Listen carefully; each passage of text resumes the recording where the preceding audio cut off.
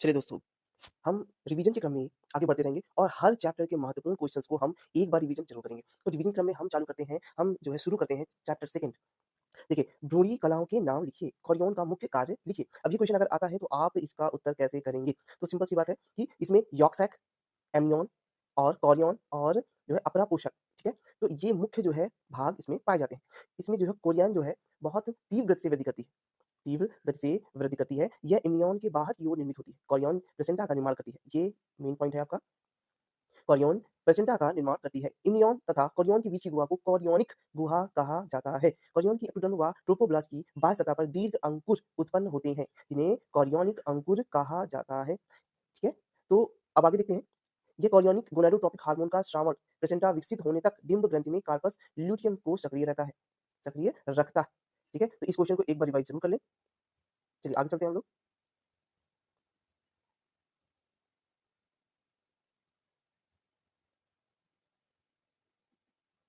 चलिए अगला क्वेश्चन है मोरूला व ब्लास्टुला में अंतर, युग्मक व युग्मनज में अंतर। ठीक है? देखिए जाइगोट में होने वाले प्रारंभिक विदलन, जाइगोट में होने वाले प्रारंभिक विदलनों से बना 16 कोशिकीय का समूह कोरक खंड जिसे ब्लास्टोमियर कहते हैं, के समूह को तूतक या मोरूला कहते हैं। क्या कहते हैं? मोरूला कहते हैं।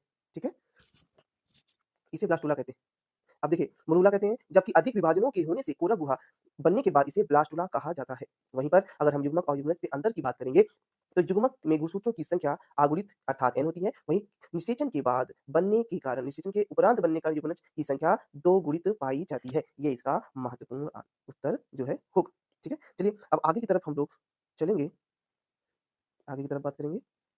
चलिए अगले क्वेश्चन की तरफ बात करेंगे। तो अगला क्वेश्चन है ग्राफियन पुटिका फटने के बाद अंडोत्सर्ग हो जाता है। पुटिका का क्या भविष्य होता है? कार्पस ल्यूटियम क्या है? टिप्पणी लिखिए। देखिए अब इसमें हम क्या करेंगे कि अंडोत्सर्ग के बाद पुटिका की कोशिकाएं केंद्रक में जमा हुए रुधिर के थक्के की ओर बढ़कर एक अंतःस्रावी ग्रंथिल संरचना पीत पिंडक बना लेती है, जो गर्भावधि पूर्ण होने तक बनी रहती है तथा कुछ हार्मोन का निर्माण यह अंतराली कोशिकाओं से बने बड़ी बड़ी पीली कोशिकाओं से बनी संरचना है। ठीक है? ये अंतराली कोशिकाओं से बनी बड़ी पीली कोशिकाओं से बनी संरचना है। यह निषेचन होने की दशा में हार्मोन स्रावित करता है, जिसे मासिक धर्म रोका जा सके। यह अंडाणु का निषेचन नहीं हुआ तो धीरे-धीरे नष्ट हो जाती है।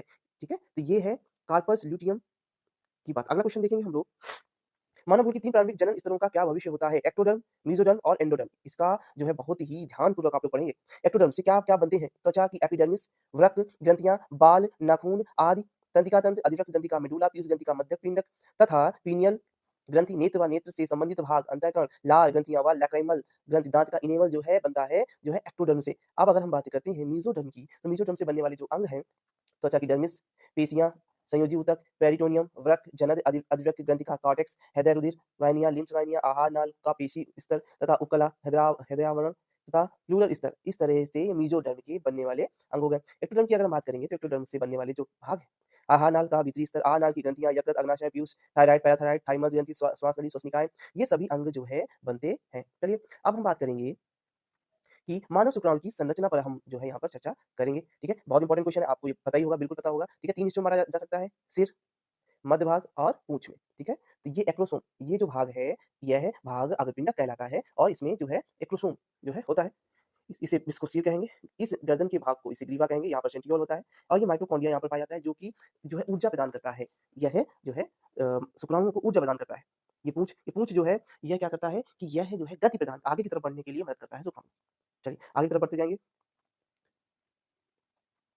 चलिए आगे देखेंगे, तो पूँछ पढ़ ही चुके हैं आप। अब हम बात करेंगे कि यौन आरंभ क्या है? इस अवस्था में बालक और बालिकाओं के शरीर में होने वाले परिवर्तन का उल्लेख कीजिए। देखिए, तो बालकों में जो परिवर्तन होते हैं, वो होते हैं बेटा जो है टेस्टोस्टेरोन के कारण और ये लगभग जो है 13 से 16 वर्ष की आयु में जो है मेन होती है। वृषण में लीडिंग कोशिकाएँ के द्वारा लैंगिक हार्मोन टेस्टोस्टेरोन के स्राव से ये यौन आरंभ उत्प्रेरित होता है। इसमें शुक्राणु जनन नलिकाएँ शुक्राणु का निर्माण करना प्रारंभ कर देती हैं। वृषण कोषों में व शिश्न के आकार में वृद्धि होती है।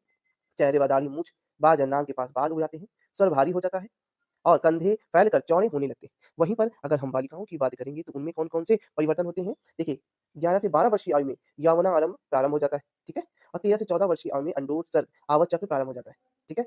एस्ट्रोजन इसमें जो स्रावित होने वाले जो हार्मोन है वो है एस्ट्रोजन, ठीक है? अब बात करेंगे बाह्य जनन अंगों तथा वक्ष स्तनों का विकास होने लगता है, ठीक? बाह्य जनन अंग जैसे यौन, लॉबिया, वंगसेप आदि समुचित विकास हो जाता है। अंडोत्सर्ग का आवर्त चक्र प्रारंभ हो जाता है। इसी तरह अन्य जो है यहाँ पर जो है परिवर्तन होने लगते हैं। अब हम बात करेंगे कुछ ऐसे चित्रों की जो संभावित हैं कि आ सकते हैं। जैसे मानव में अंडाणु व शुक्राणु की संरचना का संक्षिप्त वर्णन कीजिए। ये तो हम अभी करवा ही चुके हैं। स्तन ग्रंथि, जो स्तन ग्रंथि हैं, इन स्तन ग्रंथियों के आरेखीय कार्य का संक्षिप्त वर्णन कीजिए। देखिए, ये बेटा पसली होती हैं, इसे इंटरकास्टल पेशी कहते हैं और ये रेलिस मेजर पेशी होती है। ये कूपिकाएँ होती हैं, जिनमें जो है मिल्क जो है यहाँ भंडारण होता है, ये दुग्ध वाहिनी, ठीक है? इसी के माध्यम से यहाँ पर दूध एकत्र होता है और ठीक है, ये दुग्ध नाल द्वारा ये मिल्क जो है बच्चे इसे फीड करते हैं, ठीक? चलिए आगे बढ़ेंगे। सूक्ष्म नलिकाओं की संरचना, आप चित्र के माध्यम से इसे समझें। चलिए देखिए, अब देखिए इसमें, ये संरचना आपको पता ही है, मैंने कई बार करवाया है, लेकिन एक बार और इस पर हम लोग चर्चा कर लेते हैं। देखिए, अपवाहक नलिकाएँ, अधिवेशन, इसके ऊपर अधिवेशन होता है और वेषण जालक हो जाएगा ये। शुक्रवाहिनी जिसके द्वारा शुक्राणु जो है गति करते हैं और शिश्न तक पहुँचते हैं। वृषण पट्टिकाएँ, एल्ब्यूजिनिया, ये भाग जो है पाए जाते हैं। अब ये हमने जो यहाँ पे ये दिखाया है, ये शुक्रजनन नलिकाएँ हैं। इनमें शुक्रजनन मात्र कोशिकाएँ पाई जाएँगी, अंतराली कोशिकाएँ या लीडिंग कोशिकाएँ पाई जाएँगी और रुधिरवाहिनी रुधिर कोशिकाएँ पाई जाएँगी, शर्तोली कोशिका पाई जाएँगी। ठीक है? चलिए आगे बढ़ेंगे। अपरा, चलिए अपरा को देखते हैं। इसमें देखिए, यह है प्लेसेंटा पर टिप्पणी। देखिए बेटा, अपरा क्या होती है? अपरा एक संयुक्त ऊतक है, जो स्तन कोशियों में मादा के गर्भ में भ्रूण का गर्भाशय भित्ति के साथ संरचनात्मक व क्रियात्मक संबंध स्थापित करती है। निषेचन के बाद निषेचित अंड विदलन करता हुआ परिवर्धनशील जो है परिवर्तित करता है। ठीक है? यह क्रिया रोपण है और इस समय तक कार्पस ल्यूटियम द्वारा स्रावित हार्मोन प्रोजेस्टेरोन के प्रभाव से गर्भाशय भित्ति के अनेक परिवर्तन होते हैं। गर्भाशय भित्ति में चिपके हुए भ्रूण के विशिष्ट कलाओं व गर्भाशय भित्ति मिलकर अपरा का निर्माण करते हैं। ठीक है? इसका रिवाइज रिवाइज कर लें, आप लोग रिवीजन कर लें। अब हम बात करेंगे शुक्रजनन की।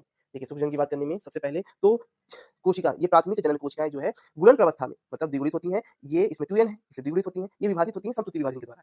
ठीक है? अब देखिए इसमें वृद्धि अवस्था, इसे वृद्धि अवस्था कहेंगे। शुक्रजनन नलिकाएँ जो कि 2n है। अब इनकी एक कोशिकाएँ जो है यहाँ पर अर्धसूत्रण होगा इनका, अर्धसूत्रण फर्स्ट। अब ये जो कोशिकाएँ बनेंगी, ये कोशिकाएँ अगुणित होंगी। बनने वाली सारी कोशिकाएँ क्या होंगी? अगुणित होंगी और अंत में बनेगा शुक्राणु। चलिए इसी प्रकार जो है हम बात करेंगे, जो है अंड जनन का प्रारूप भी इसी तरह होता है। ठीक है? 2n समसूत्री विभाजन हुआ या गुणन विभाजन हुआ, गुणन प्रवस्था हुई या वृद्धि अवस्था हुई या द्विपरिपक्व विभाजन, युग्मों का निर्माण और लास्ट में अंडाणु। ठीक है? इसमें जो है एक अंत में केवल एक ही अंडाणु का निर्माण होता है। ठीक है? इस बात का आप ध्यान रखेंगे।